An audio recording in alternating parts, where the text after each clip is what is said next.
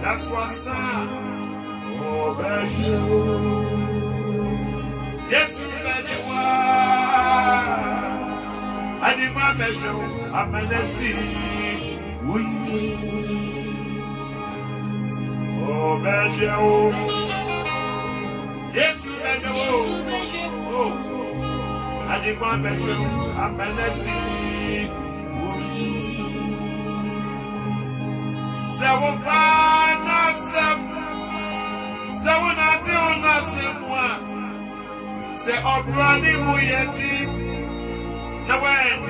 That's what's up. Obey. And ready, obey,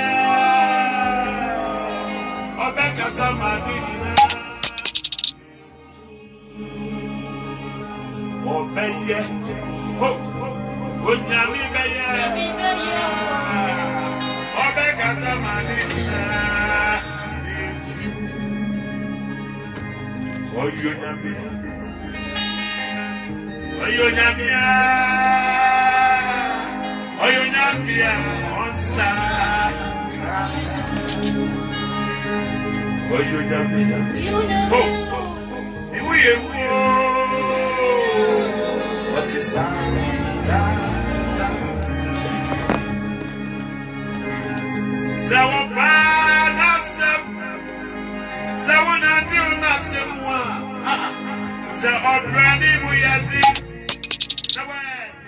that's what's up. Oh, Becca. Oh,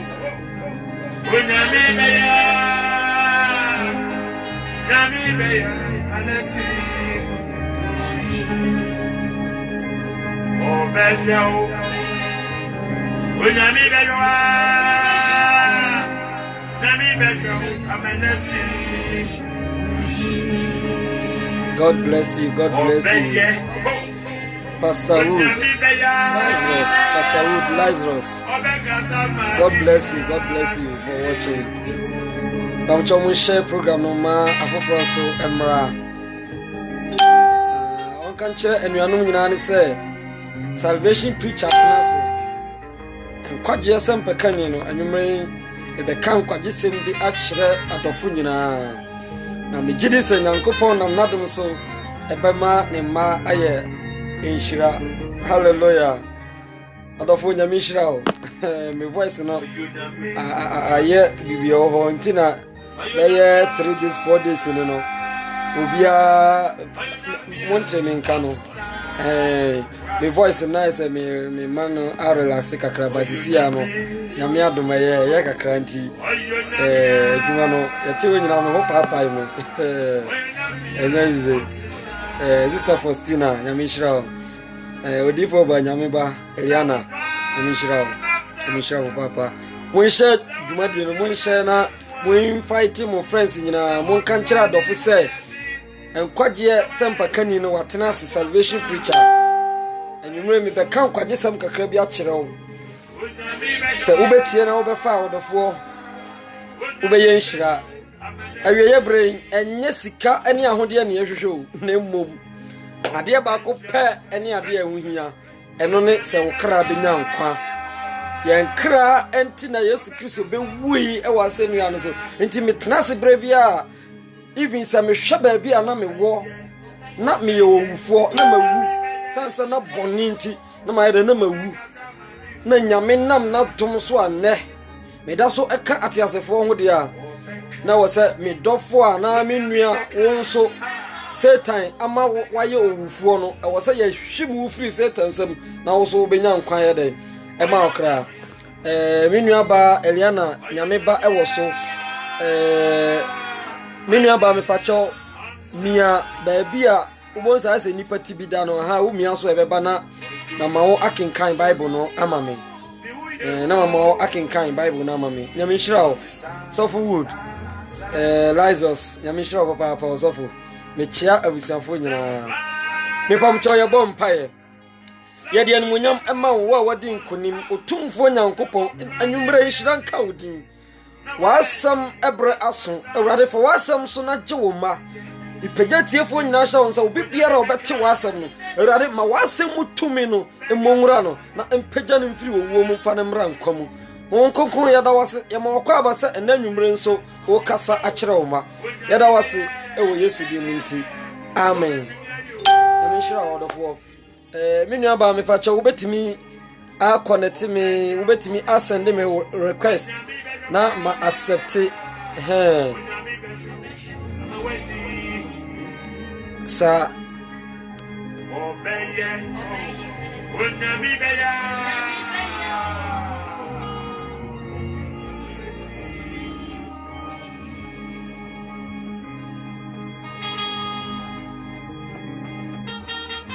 oh mami ma yenso no answer me pacho sign a request bi mami me pacho sign request bi mami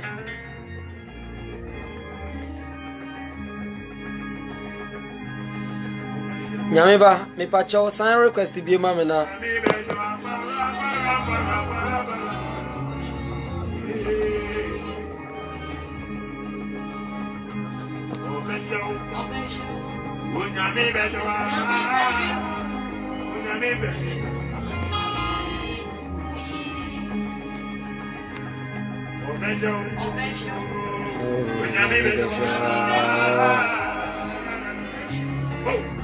Odifo ba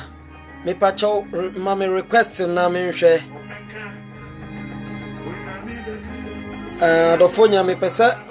me connect me Bible reader no na okenkan chiro no ema me na connection no na entomu nti me sira mu mayen break akra bi se obrani mu yadi na wedi that's what's up o peshiao onyami bejawa onyami peshiao amanesi o peshiao ati kwa bejawa o be kasama dima obeye onyami beya onyami beye mawedi I don't know also. Me pacho jese wona obeye oho Eliana approve add. Oh, no answer from live video. Me ya osi no answer from live video. Mintimi hu de ntia yesa. Me request me ya osi no answer for live video. I don't know why.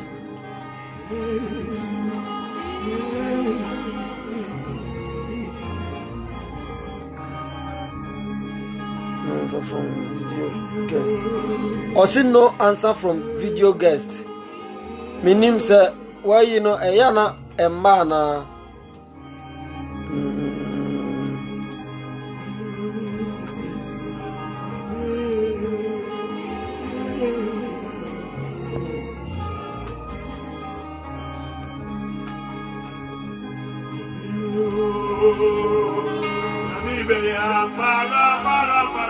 Epacho osi no answer for live video guest. Enti entimi antomu a mame emo bosso kakra I don't know entimi ntomu minim de entia banka wo request mame anka eba I don't know why me ma approve osi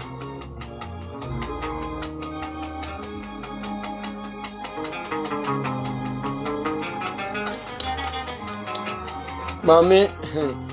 me ya I don't know if I'm in the entire enfano. I don't know why. Minim the entire enfano.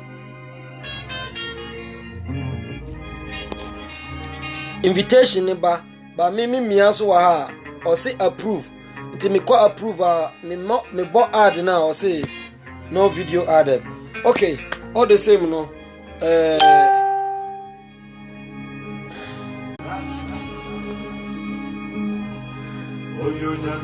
okay, nyame nhyira wo adofo ma yemobo nyame asem so kakra na yemobo nyame asem so kakra me voice nti me ma ai music no akọ off kra yo atiefo nyina ne ahwefo nyina nyame onhyira mo ewo All Souls for Christ Evangelism team yeso enanwumren minumi no me bekan kwagesem kakra bi akyerew na minumi no yahunu ye gyinabre ana ye mbobre ewo enkwagye Ebrahim awie Ebrahim odofo eniema bi wo ha ekoso a kyese eboro adwene ntiase so eniema Kristo Yesu ankyerɛkyerɛ ye no eno na nne ebi mu awiawi mo ho a omde abɛhye Kristo asafo mu na o kyerɛkyerɛ sɛ obɛsɛe nyamemma na obɛtwe nyamemma ede won adwene asi wiase ne emu niema so na ede nipa mma ya den akɔ ɔsɛye mu eno na yentiase emma saade ne nyeden enkoso enti obi biara opɛ nokore bia na opɛ so onya nkwa ne kra ho hia ma no sɛ ojoine ya yebeka no kwansam na yeden akire no ama ono so nani aba ne ho so ye woni pa bebre wo ho a won kondo senka obenya Kristo Yesu asempa no kwasam na tie nanso adadafo bi ede ahoma so won kon a yede won akohye baabi a ya kyekere won aboduam enti saafo na wo se ye bowra won ye sanesane won enti me no mienu na yebetimi atu saa na mo no etwasa wo invite saa nipa ne bi na me so be invite bi na obetie nkwagye asem no asem a yetia ema ye ho yeden efie. Hallelujah. Yesu kan ewo John chapter 15 ono o se asem na motie nti no mo ho anya yeden afi enti Kristo Yesu asem no ena be ma ye ho yeden afire enya mpaibo ena enye nkomhye ena enye akwankyere ena enye anisuade hunu bia na mom eye asem no. Hallelujah. Sa ye fa asem no na ye asem no yefo ne ye di asem no so na ye di asem no bobra enu mu na nkwagye ye den ewo sanse Kristo Yesu emu na nkwaye den ewo Kristo Yesu nso so ene asem no. Praise God. Enti odofo enanwumre me pesa me no mienu ye kya nkwagye sem a ede nkwagye be den ebebrew ye wonsam bi wo ha emfa nkwagye ma o odofo ye wonsam bi wo ha ubeti akire ubenantimu ede ubekosoro ede ubebafom ye behye wonkom akese ye behya hye even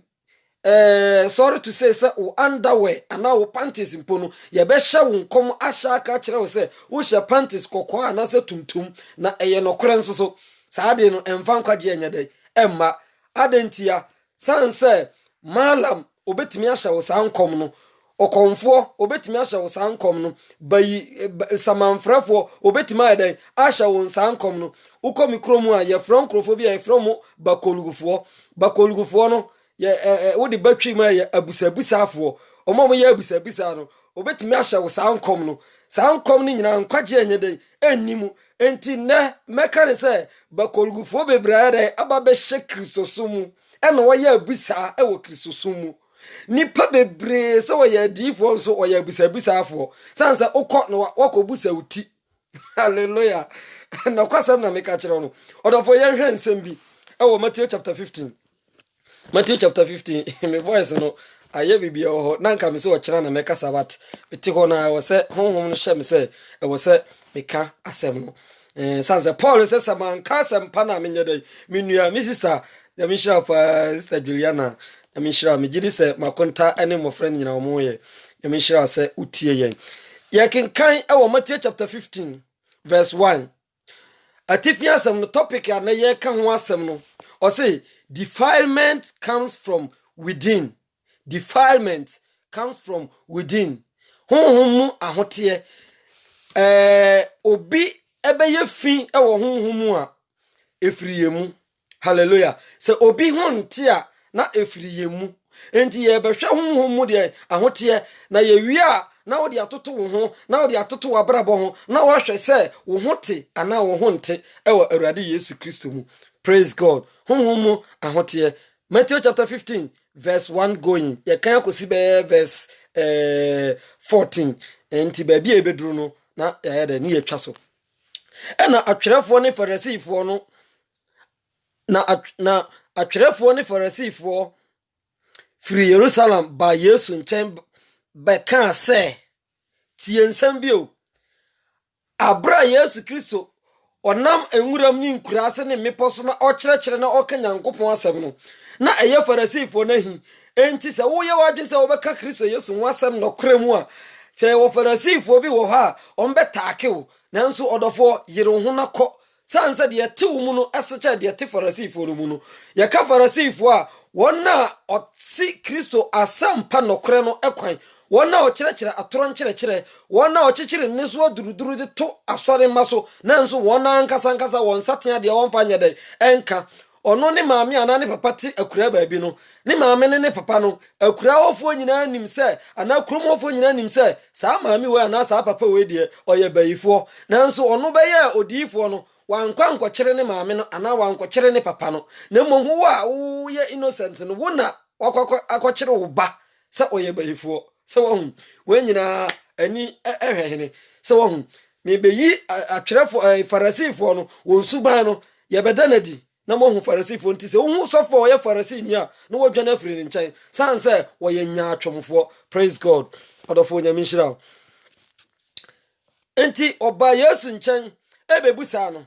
adenti na wɔsuafoɔ no inni mpanimfoɔ atete sɛm soɔ. Praise God. Sɛ wo pa asɛm ama wo ho a yeah, for some questions be to say this kind of question for bra Yesu anim so utro question be to say ema Yesu a na ni age hallelujah sansa ono wo ba nyina wa yɛdan wonim wadwene so there are some questions so ubusa na say question na ubusa no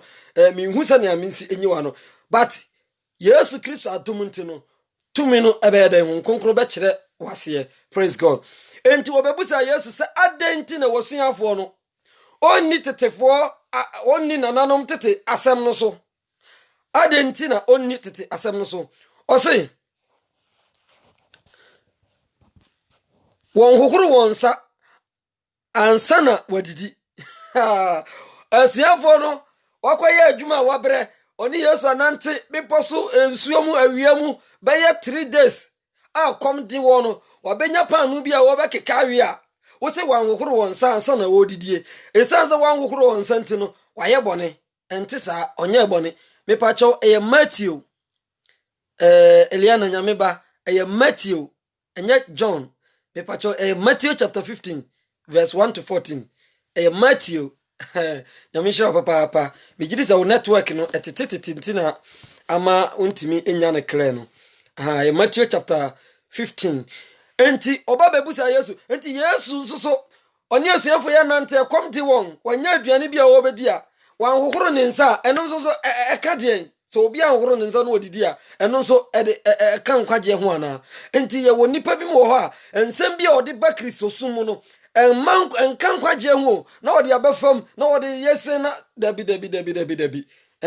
enti se obi busa ensem bia anfa kwaje ma ya no wahun se saa nipa no oye Farisini. Hallelujah. Oye Farisini. Yanhwe ansa Yesu so yere ede ma wom. Na Yesu biase won se adie nti na mo nso atesesem nti tie ne yo atesesem nti munni Nyankopɔn ahyɛde so. Praise God.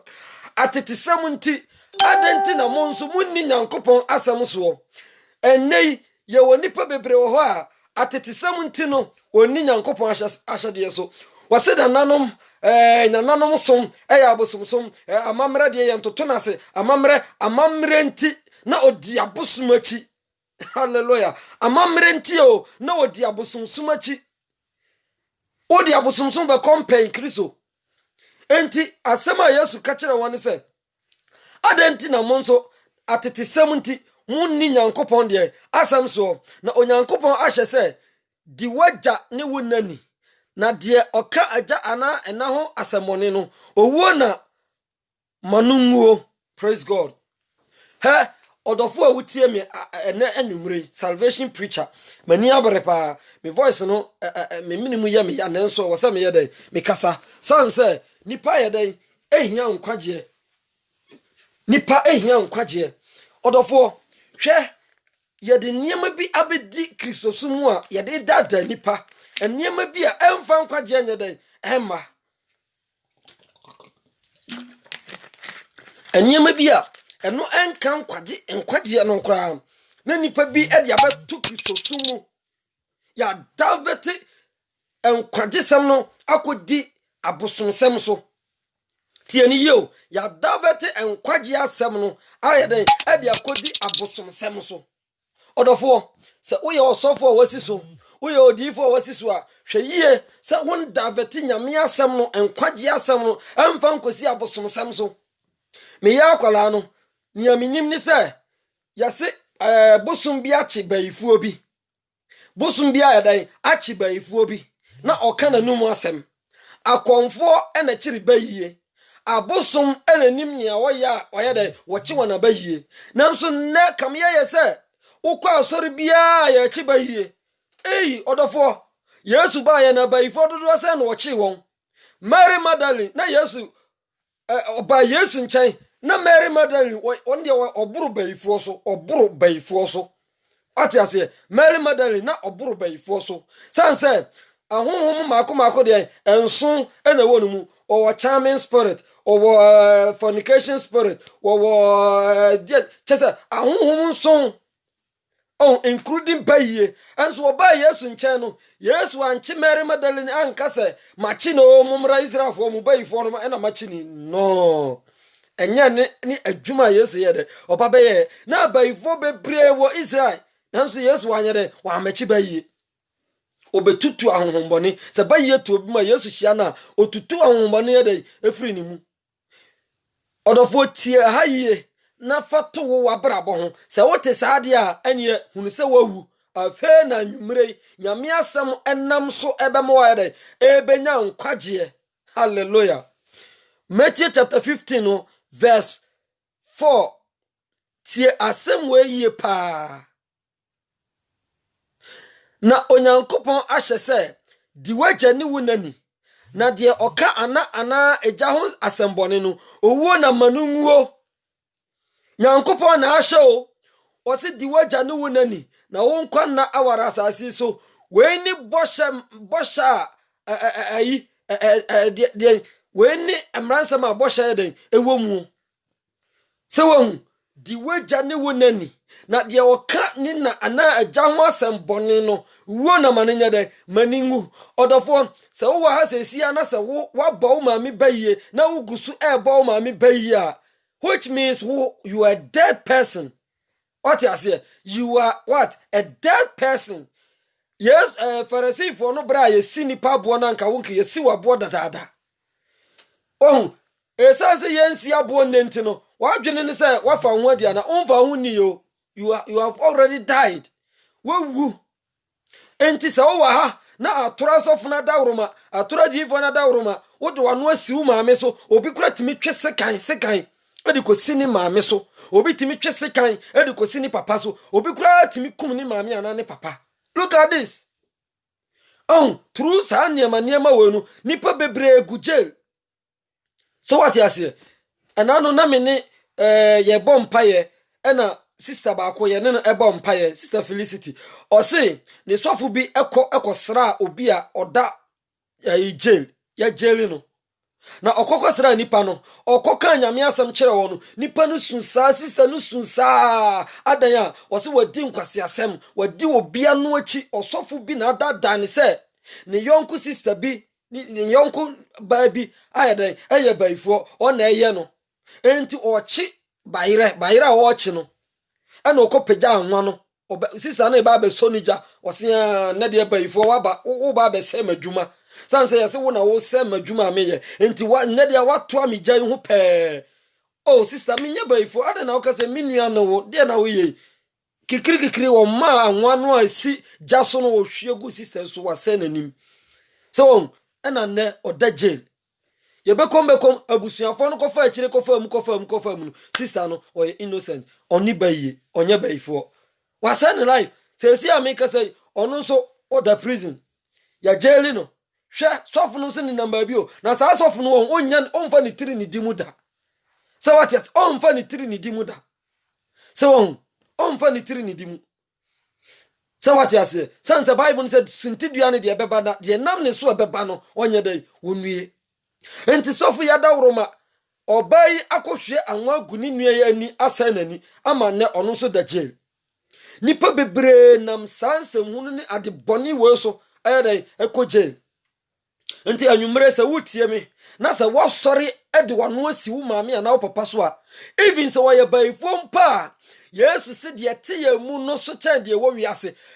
e wo se wo develop God's spirit na wo kotu sa ban ye ni firi ni mu se what ya se sanza baifo hunu Yesu a obre ne ho ase baifo hunu Kristo ni biara nyame honhom te wo mu a oyadai obre ne ho ase na se wote wona baifo timi ya wode a ene na aka bibio na wonye Kristo ni I'm telling you the truth na wonye Kristo ni se wo se wo ye Kristo ni pa na se baifo etimi ya wode a ne na wo boa malam timi ya wode a na wo boa konfo timi to odroma aka wode a na wo boa wonye Kristo ni na wo Kristo ye no enwie peye develop God's spirit prese nyame ho konkobede ebe develop wo mu na wabe din wabe tse Peter wabe tse Paul wabe tse James wabe tse Philip na watimi agina sa wati ase enti wodofo se honhom bi ati obi mu a na ohu a otucha ye de ema o salutu enti mumma ye ni se me maame ye baifo me papa ye baifo na ye ntwa wo mummo na ye mfa even se waye baifo a ne nofo ano na woda nom ya na wanyini abefo abodwese te se mete amafu abodwese se de maye agunti no eni ho biem se wo ne nofo ano na wotena ye e na wanom nofo ne saa e na wodi anyini enti se wanku a hunu se nyame do se wate ase hunu se nyame ye dai edo enti se wo maame no oye baifo na wantimi anku won kra bere na wanyini na wasa even wonyini ya na wonnim Kristo no wote boni mu wote adwamammo mu wote krono mu wote nyinsanyi wo mu na wokoyi nyinsa go ye na wanwu kra no odofo aya kwanyama se wotimi di sachira wadwene sanse enkanumu na wasa baifo no fa adikun na nso Yesu bon wo ban wantimi anku na wabeji Yesu adi awie na baifo betimi akun ana baifo betimi asewa na odofo mumaye maye ni na ho mumaye nyai se wo maame na ye papa na ye wo no sa niam na ye abosomsom aye malamfo som aye abusabisa afo som enne akamya ye se ensori bebre adane abusabisa wokọ waje se wokobusa wuti masa mumaye hwe yi o awie ye brem ne ewe wa ma wani ana ha obi de oseka bedwa nanka ubedi atoro difo yachi ubeti wani no na wo hyebonsam gem ubakasa ho na obonso why a mistake anso na ye too late enti Yesu se dia obeka agya na ena ho asembone no nka esese ye kuno sa nipa no wo na maninwo enti na nipa bebra ye tiase wo na tete asorefie asofo bebra ye na sa asofo no mun ninkwa. So what you say, they don't have life because of the woman quantino or Shessa won so better beto now so acquire bonsam dia now so wunyanqua. Sansa or no Nibia, a sida maubi. Hallelujah. Glory be to God. Other four and Sembi send was a woman when Nibra now fan out the Yajuma. Na atimia bow na pejawa fi wom at waban come. Anumre. Odofo nyame shirawo ma wani na ho invite unu bi na o mix some message we ya wa mix ade keep message no always ko boss na tie na nyame nkasa nkyirawo ma hon konkro nya dai enkasa nkyirawo odofo se obi ba Kristo mu a na wa ya abode foforo you become a new creature all things become new. Oh, the old things has passed away. And your mother done in your day. A chamu, ubeye, nyanko pomba, ubeye ojidini. So we need jidia, was so nyajidie. So we are humfua, was so we ubeye kukudrofo. So we will be a untiminka sa, or was so timika, yes, Christ, as some our boldness mu. Sa wo ye obi a usuro baifo a ɛwɔ sɛ utietie baifo so. Sa wo ye obi a usuro bosom a ɛwɔ sɛ bosom no dwane firi w'anim. Hallelujah. Odofo yes sir ube develop God's spirit. Yes sir ube ma hon konkon ahye wo ma. Yes sir ube ma wani abre. Nyame yadoma me treat sa topic no nso so. Na enei me yesa nka me nkasa because my voice last week nyina from Monday to Friday Saturday we could jina krom ebom sa with without any microphone tino ma my voice no essay kra Nyame adom ne de eye na nka me se me nkasa but the spirit tells me say o say me kasa me ankasa me te wokra me nkasa ye no asa na me feel good afede me hu say me feel good pa enti say o ka asembone afa wo na wagya ho a odofo yesu say etwa say wo ye de wuwo se wuwo enti ye wo mrante ne maba wo bebra sa asembone o ka fa na ne agya mo ho enti no ama wo wuwu wo ho mu what you say wo wuwu e wo ho mu enti memfa nkwoche bayi o eye wawu ewo humu se wo nipadua wu wawu humu a wadwuma wo business ya wu waware ya wu wo mawu wo japade ubibia wu all is dead ubibia wu se what you say se ne adua a abonhirene na aso aba esi ho na ya tudua na se di ajagu ase na ya twa taproot na dua no esi ho na ewu no ewu anaba ne nyina ewu enwura ni nyina ewu flowers na wo so ni nyina ewu bibia wodua no so nyina de ewu enti nipa bebra yete ase ewu adentia wakasetia wonna ne wajanom ne soa bia otifie na wasori akogina ne soa isu se sofo se wo ye baifo na ochi ne soa ya hyefam bruno ne maame ne wachi odofo anu odin abusisam pa na ne abunsamfo dia bakristo sumu a wodada nipa adi nipa ko seye mu mamu ni safo na chi mamu ntie safo no se mudi wona chi a mo be yira odofo mamu ntie safo no na owu eyeya se wo akọ owu ni nkwankwanta odofo bonsa sama meken ano odin pa se wati me come life story chirewa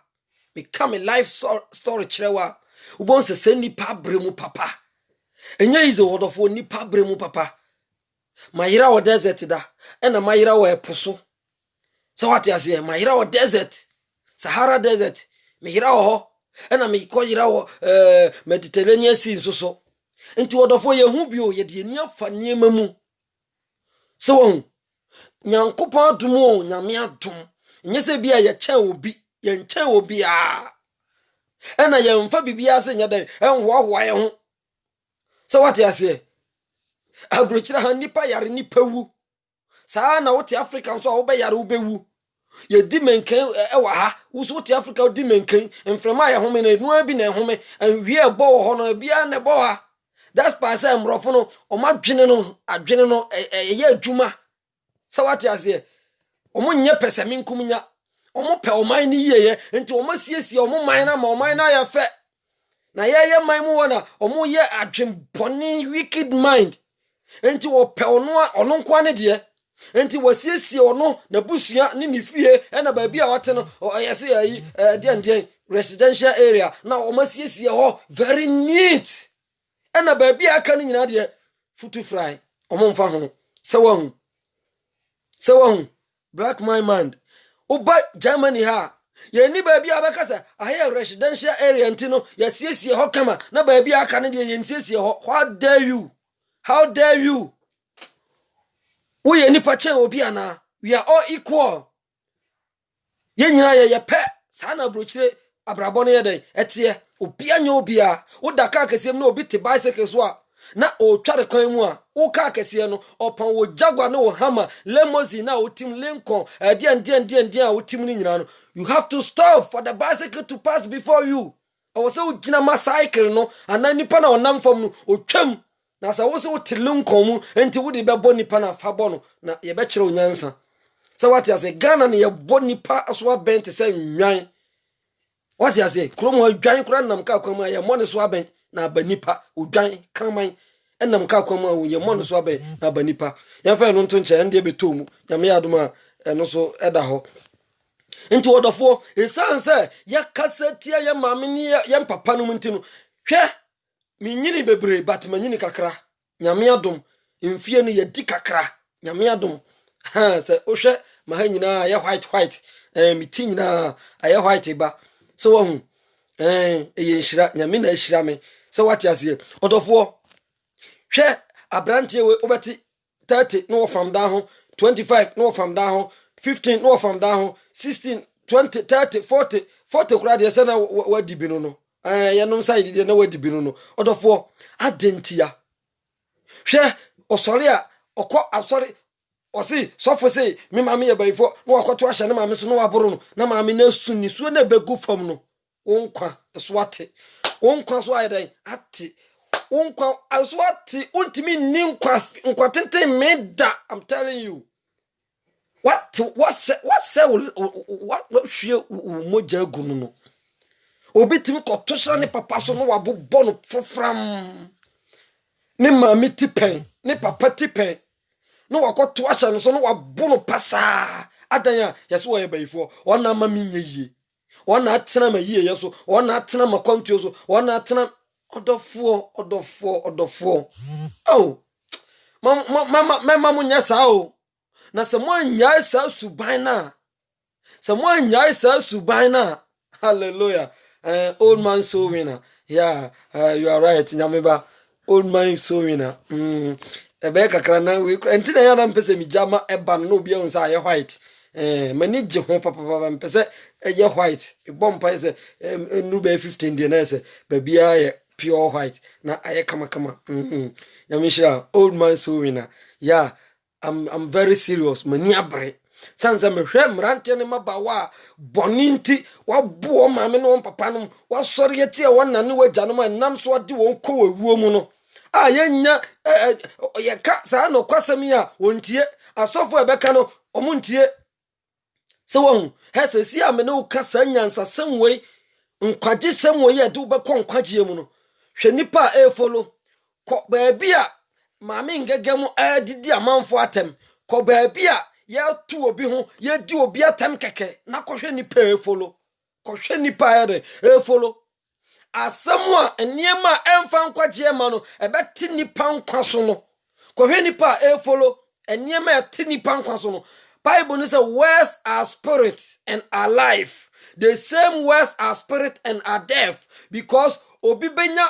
abeye okotuni a o read books bi no abeye obenya nsema wote no so what you say enti mumma ye ntietie sansem hu no eniema basa no mumma ye mfolo na mum ye mfolo de ade nkwa be dan ebebre ye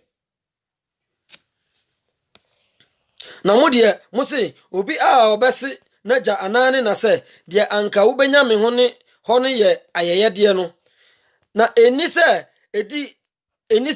odi aja ana enani so won ni obenya wo ye ho enise ayeyede sanka bibia ye de bema mo bibia ye de becha mo eno ne ade a wosa anane aja ne ye de enya ba nidie bia de eni ho biem ye mfa nidie nya de ema won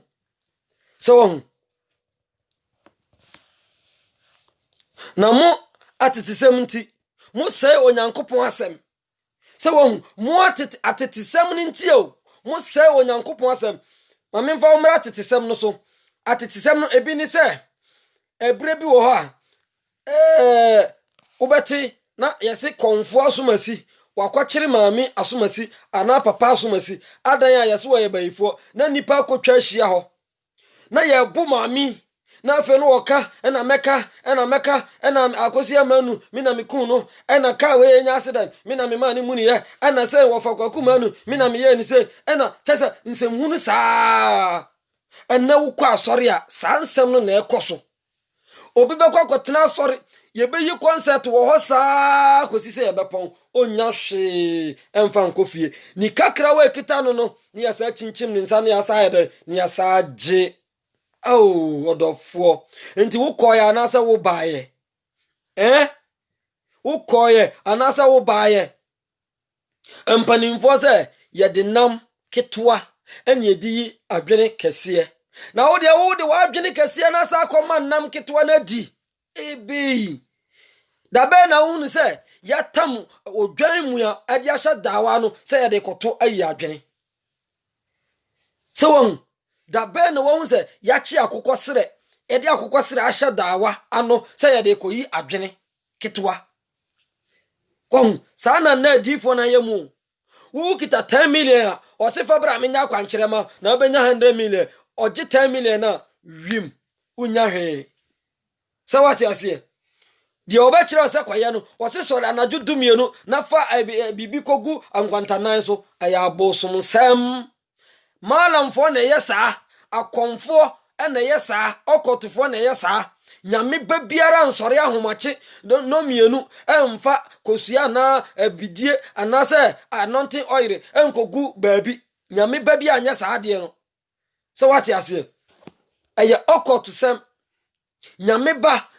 ni ebe kira woni se ene ebo na judu mienu a sorry read the bible na bompaye wo sorry no read the bible no wa de no wa bompaye eno ne akwankyere papa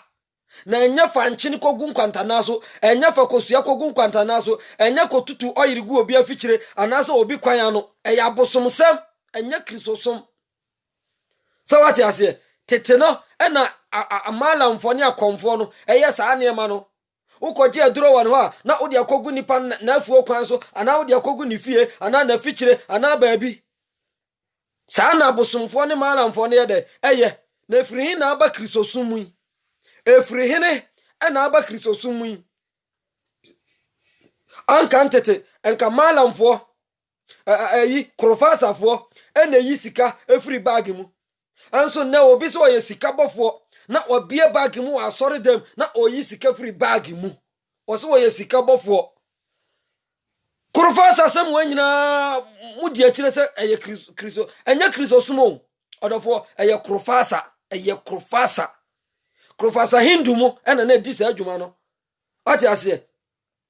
me yakura me di mani hunu bi se bia obi wa hanu ma onde ye wo ne nche ntino ye ka krofasa wonima de kodie wa hu bi da omutimi twa nipati na omasa de atua so ni nyina ya azan ayalo anya nokre eya azan se wo hu obi se otwa ne katrema otwa tekyerema no na wasan de atoa so eya azan se wate ase odofo ma wani na ho wa ma wani na ho a atura difo no krofasa fo awiawi omo ho de bible atoso na obehya wo se oye asofo no obedada o am waka asamboni atia wo nana waja nyame aya wadum watimi afa nsuo so wafa desert wafa nsuo so wanka desert so awia anhye wa ma wangu ekoma ne wa ma wangu wafa epo so epo anyi wantu nsuo ma ma wangu wabedru Germany wabedru Italy wabedru Holland wabedru abrochimam wunya adwuma nya ya wo se wo maame na ye wo se wo papa na ye adenti na wo ye sa de no wunim se ye na ada wo ye wo sesen ho odofo momo nya sa o na nsamboni a muka fo agane mo na ho na motete wo no ema enane agya mu su no eno na di wo atofuwo mpatuwo bramrante ne mabawa no eno ti na ne abrante 20 no wawu 30 no wawu se won okopa quick money okopa dia quick money omaya scammers ye wo pastors ye omaya scammers ewo pastors asofo omaya scammers na hwe se osofo se wayi passport afiri wayi passport ewo asori dem afiri ni mpaboam de ma obi ewo asori fie ho wayi passport de ma obi wa asori fie we ye kristosum we eye kristosum se wo yi passport free mpaboamu se wa command ama passport oba na odi ama obi wa sorry fia professor hindu nso ono so command ma watch any chain any niema nso begu ho ono so yidi ma no difference be na wom de wo ye no ebetimi age akra ba konkwan na mi busa se ring na osofo o command ya wo yidi hyehyɛ ma ne nsa no enti etimi ge oba ne nkwan na de minim ni se bema ene hye oba ring na se osofo wo yi ring afiri boto na de akwhye oba ne nsa e kire sen wa ware no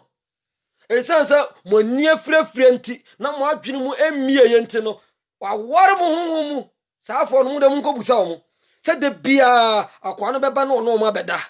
adentia ode ne ka wa ya dai ahye won wa ware won se won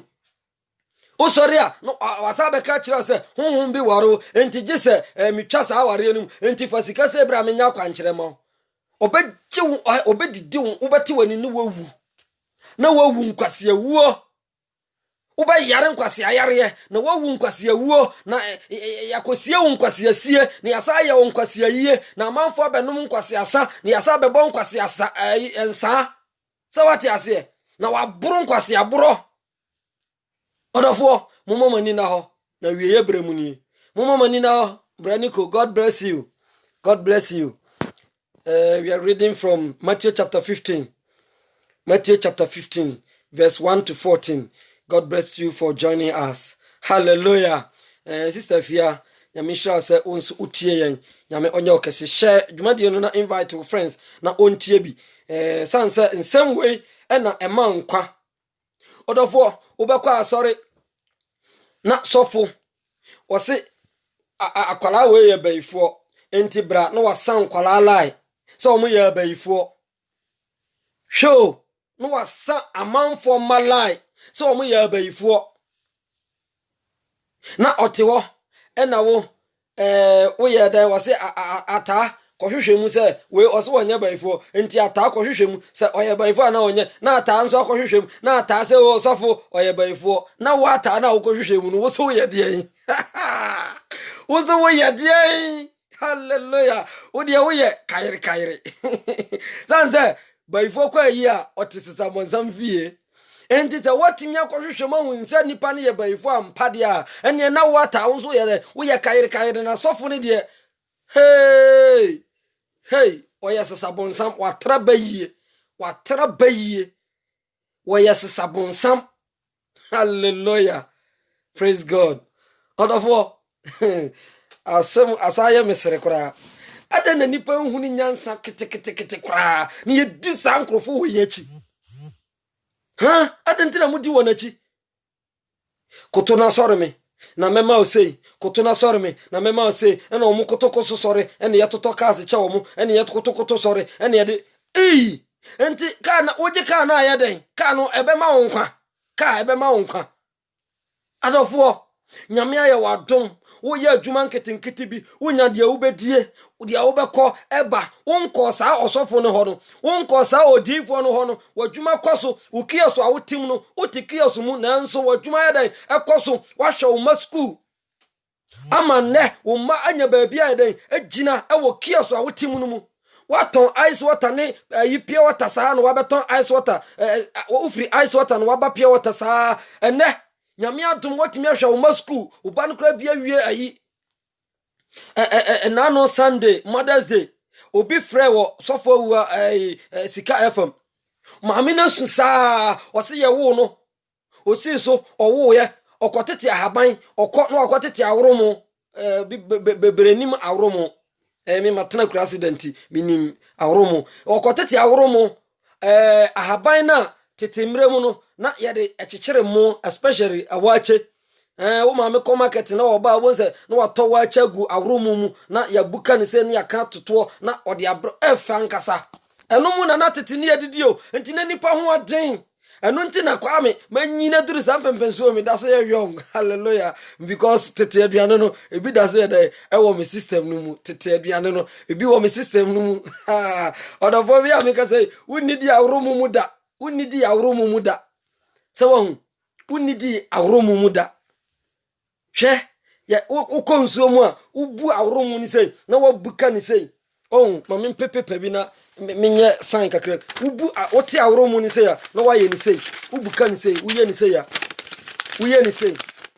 so no waye ni sei na odi asansuo no na wanom awromu no odi sansuo no wanom na odi asa na wanom so enso ne awromu ni ho ni nyina ase ahye ni nyina ase ahye odofo maami se wotete awromo watete awromo saa de ahwe ni bai amana ko school anyam pempenso bia duru wanya ba bia gina wie no osofo bia kwa ka kire maami ne se akola ne se o maami ye baifo university a wokoye no course wa wasenka wo ye no wankoye saa course no wokoye different course bi course na fe wo wie ye no wonya ho adwuma nya because of the wunya ho adwuma nyenti no wo se efrifie emfrifie o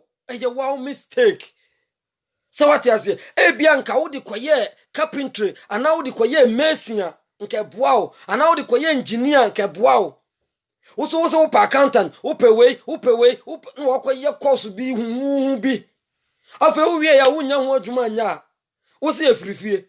na wo de ani bra kogu wo se ne boy timi be sori ti no so etimi di na maame ne so wo so saa na ne wura ho obenya nka wo wu afri wiase. So what you say kotete aworomo kotu twaja kobubuja soa na akoton na ode hwem school no wonya bia to aduane adi ene wonya ba bi gina ya wo se oye bayifo oye sei se won eno na ade nipa awie ye ba no farisifo no omatwuma na omoye no bonni ena na hye won akomama metwaso nyatwomfo edi se yezi ahye mo ho nkom se omayi de won anofafa na dimini na won akomade atwe afrim me ho kɔ akirikyiri se won enne ukɔ nipa de na anofafa na di nyamini ena me ye kristoni ena me ye sofo ena me ye prophet ena me ye say na me ye na me ye bishop na me ye hwan wode na no keke ena di awurade ni akoma no de enya awurade dia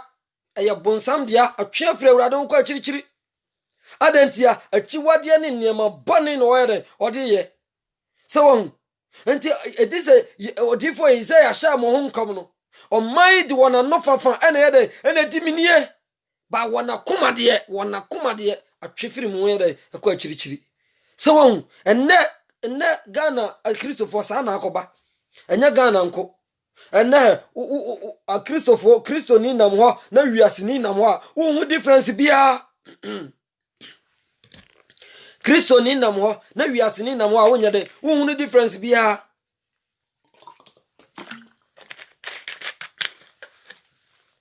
me voice no aye weak kakra nti misra mu mfa nche me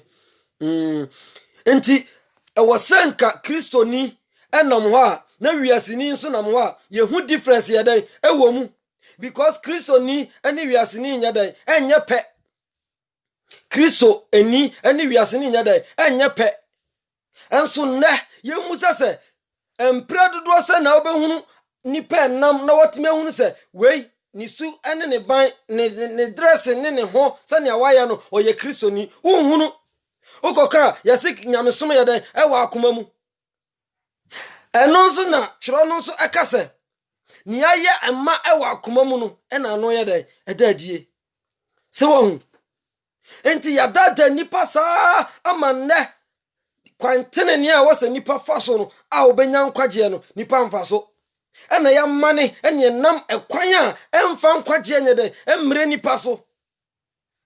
sawati ase enti amanne uka Kristo hu asem kura na nipa ebuse Christianity ase odofo Christianity nse yo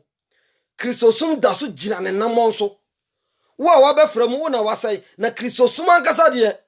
Kristo ontimi nsai da emane nya yie da Kristo de ono ne fapem no ontimi nsai da na mom wa befram no wo na wantimi amaye Kristo ni sansa se obi ye Kristo ni a esu ene ne ban no edadi ewo bibia mu ni nkasa ya mu na didie mu ni ntarehye mu ni bibia mu Kristo ni nanso na ye hu difference anka nentete se unam Methodist for mamefuoi okwa asori kwasiada na oba ana anopa asori kra okọ na oba ana anwumire sori okwa uhu se mami wei oye Methodist ni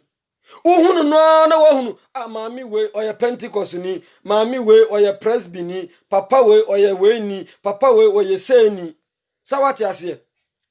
uko kan sentaresha nyahwe wei nyahwe eye bibi pa eye bibi konfo otwa mpese na se ohye ne batakari na niema bobo na ne na bofomu a na okita podua kitana okita ne podua ekitana obi nka nkyere o se konfo na ekoi obi nka nkyere o sawate ase obi nka nkyere o malam hye ne jarabia na wahwe akosi fam na okita ne tase bia na okono wanwan se na onamwa na wahye ne cha obi nka nkyere se malam na ekoi Amaria guni mayafe na onam na waka wahye na tare wachechire ne hono wahye akosi fam gbanya uhunu na no wo se maami we ofrinzongo oye kramoni ati ase na wo Kristo ni so die na edi behunu sansa die wiasefo ye no wo yebi ba bia wiasefo kɔ no wo kɔbi ba bia wiasefo nam no wo nam bi antare wiasefo hye no wo hye bi afade bia wiasefo fa won ho no won so a wo ye Kristo ni no wafa bi enti difference ben ne edi behun se wo ye Kristo ni anasa wo ye wiaseni odofo enti gise nipa ne bewura wakoma mu gise obebie wo mu wura mu ansa na wo hu nipa ko a wo ye ma ye appearance no enkasa nkyere ye obi nkyere police ni o police ni nam ho a na hofade na be kyere se wo ye police ni soja ni nam ho a na hofade na kyere se wo ye soja ni sawate ase mrishia ni nam ho a na hofade na kyere se wo ye mrishia ni se wo anka ne tete no sanka sofo nam ho a yehu se wo ye sofo enso ne sofo nam ho a yehunu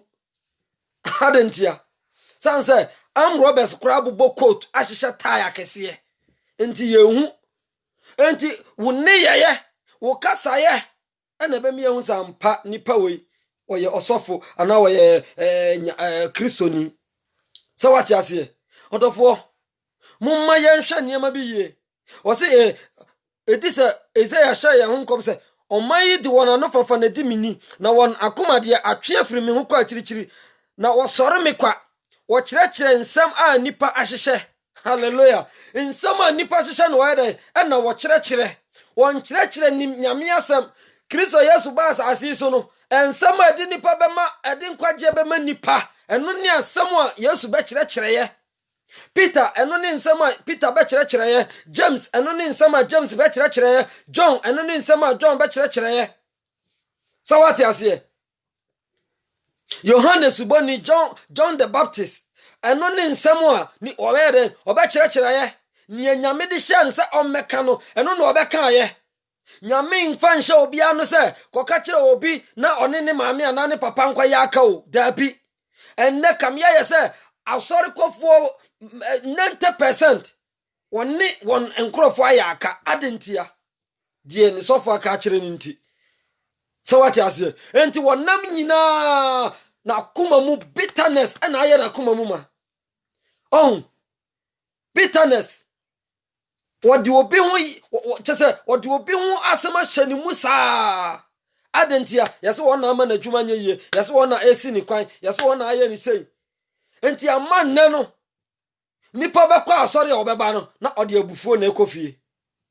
instead say enka wakotie nyame asem ma nkwa sachira wadwen jabone ye no na emfa wonko nkwagye mu no tabi concept ena ombekọ akoyie na nipa no kofia na fe odi awerehwo eni esu ena ede ena ekọ okwa akobone maami ana akobone papa ana akobone auntie bi ana akobone neighbor bi so won ye kyerɛkyerɛ de nipa yɛden ahyehye de nipa ahyehye o ɛna na asɔfo no bi ɛkyerɛkyerɛ ye nkyerɛ onkwagye kwan na mmom ne nipa ahyehye na ni ɔyɛden wɔ kyerɛkyerɛ odofo mumma yɛnyɛ very careful sansa awieye brɛmu nie sɛ wo ma wani anna hɔ a obi bɛdadaw wo bɛte wani no wo bɛyɛ wadwen sɛ wo som Kristo nanso na nya Kristo na wo som no na osum ahohombone ubeti wani no na unye Kristo dia na de beye ya ne se ubetena asori fie na ubekọ asori ubekọ mpaibo na ubeye de hwe mame nka asem wo nkyerɛ hwe efiri bra ubeji Kristo die hwe efiri bra wo sha asese wo bɔ mpaye hwe efiri bra wo sha asese wo gye akwankyerɛ ebesi ne busase ni awuji ye ne nyina abamu ana empire wo boye ni nyina aye adwuma ma wana watamfo wukum wo no wukum ya no dodo ase na wakum wo ye gbofo enne abofo kura gya atuoto enne abofo wagya atuoto me yakola na me to type a minim tuo nso to me di tuo akum mwa bebreda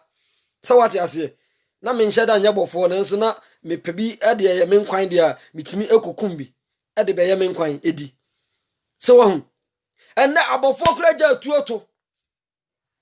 sawati ase nanso ne wobekọ asori tutuo hey se AK47 no wotuo se hwan no wotuo se ti abofro se dien yo se machine gun o se dien yo obinim wobekọ asori wobeti tutuo beti pe wada na dwono na ye tu pe gu osum ewa asori fio hwe concert mumma yensa kira ya dwene o odofo jaboni die ja twamammo ja kronu ja nsekuro ja pesaminkumnya ja nibre ja watimi no wakame ja konkonsa die ja hoya ja nanchitwitwa eni wunia ntena sundwem wuti wo woni nipa bebre na ayaka woni wobusuafo kra ayaka unkasa bi ho usore so wo bom paye wo je akwankyere bia ni wa obeje ebe ya adwuma ko jai akayo na wo ye no wo ja akayo na wo besra urade de wo bone be cho no obeye de wo pa ama so what you say enya mpa ibo hiri no enya no na be ye obibi eno na be boa wa nka boa dadada jai mpa ibo hiri no to nchan minka sa ye mompa ye bompa ye na ye bonu ne kwan so ye bompa ye bonu ne kwan so wo bono wo mon ne kwan so a enya adwuma wo ti boni mu wo ne obi ayaka wo so wo kogye akwankyera kodi yie wo boa untimi ni yie da untimi ni yie yasesa sika no go bag mu kura ebe hwerew so what you say sachira wadwen na ma wakwan enya kwantene ne eno na be boa wo sa wansa kira wadwen na sa wokogye upakogye ayi abura mu nsuo ayi kansan drum ba akufa kosifie na wura mu na dware hwasa osofo asa ankore ne nsuo ne drum asiwo wose wabure ne ho 2 weeks one ne yere da wonware okọ toilet ya ompepa ne to ne tu bini for 2 weeks odi akwasha ankore ne mu wa hohoro ne hwe wa ho afini nyina gum ana odi cap sama sorry mannom ye busan se na wo yire de anum bia o se akai me yire de wonnum bi omo epe bibiri na benum we na me yire de wonnum we ya de wahunu enna kire jimia mo jimie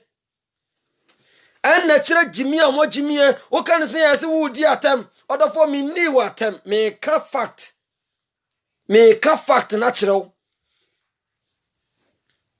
enti se wo ya jimi sama anti meya nka na e wose yeka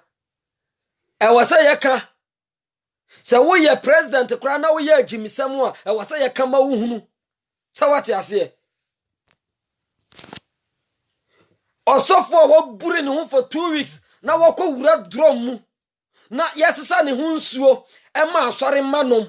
sa osofo we yasanya time edna betna social media yasanya time interview no na wasa cancel hunu na police for te wo hwa no obi antimanche no for awurade nyame he Ghana sayo Ghana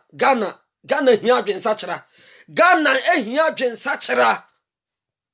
ayamu mpa na kure wa obeka na kure no ye beboa ama ya yiwa firi ho wo ka na kure no yase wo kasa tia police for wo kasa tia soldier for esanse o maji bribe sa ukoko bribe no so a ne ye bechew so what you say atura sofo ekunkum nipa ema nipa hunu echewo no ye nya won hwe so na osofo wokodware hu fi for 2 weeks wono o se wonne ne yire da nyina onne kan yo wo se wonne ne yire da onware wonne ne yire da onware okotolet a wonpepa ne to for 2 weeks na otwemienu wodi abewura nsuom wo hye boxer shorts abewura nsuom aden hodofo asem no kra mamntwa so mamntwa so because ba bia nipa adwena saya koduru no abro so yenya adwensa kyerɛ o mumiensa kyerɛ yadwen mumiensa kyerɛ yadwen na yenya maame na ɛyɛ papa na ɛyɛ wofa na ɛyɛ osumasi na ɛyɛ no ɛno nyina emfa nkwaje ma o sɛ wasa kyerɛ wadwen a odofo baye ntimi nyawo sɛ wasa kyerɛ wadwen na wagye Yesu adi na Yesu Kristo honhom te wo mu a bayifo antimi nyawo bayifo ntimi nyaw konfo ntimi nyaw bosum ntimi nyaw mame kan kyerɛw esansa wo mpesa wo besachira wadwen wo mpesa wo befiri bɔne mu na wo te bɔne mu no enu nti na akɔ abɔne adifo ma ye ma akwankyerɛ bɔne na wo kɔyɛ bɔne wo fie no munya akwankyerɛ bɔne na munya asɔfo bɔne no enchenko na muntimi entena Kristo mu na munya papa na sɛ wo yɛ papa Paul kan wɔse sɛ mudi papa akiri a hwan ne nea obɛhamo sɛ mudi papa akiri a hwan ne bɛhamo obia ntimi hamo nyame nhyira na onya okese na ontew nanim enkyerɛw sakyera wadwen jabone ye baabi a wote a honya no sakyera firi ho na bagye Kristo Yesu di na fa asɛm no na sɛ wo fa asɛm no asɛm no mu ena tumi wo asɛm no mu ena bible wo asɛm no mu ena yedie wo asɛm no mu ena nkoso wo asɛm no mu ena bibia wo hwehwɛ bia no ɛwo wo yedie ejira nyame asɛm mu nyame nhyira na onya okese